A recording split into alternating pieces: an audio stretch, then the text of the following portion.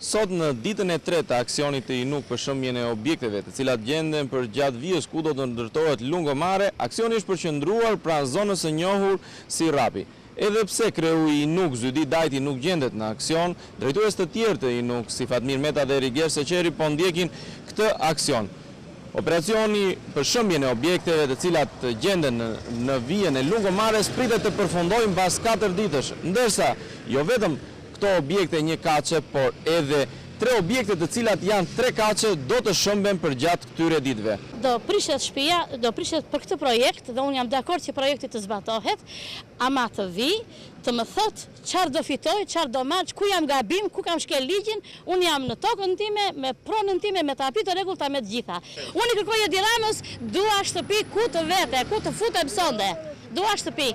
Kam kapitalin e një jetë të tërë e kam derdhur këtu, sot dal fishek. Ne nuk blejmë dot asnjë shtëpinë Majt Malit, jo këtu në Buzdetit ku e kemi shtëpinë. Shtëpi shekullore.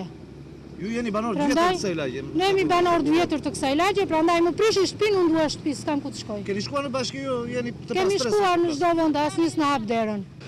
Një pjesë e objekteve i është dhënë mundësia dhe i është dhënë afati për të hequr orën ditë, ndërsa goditjet përfundimtare të këtyre objekteve do të bëhen ditën e nesërme dhe ditën e pasnesërme.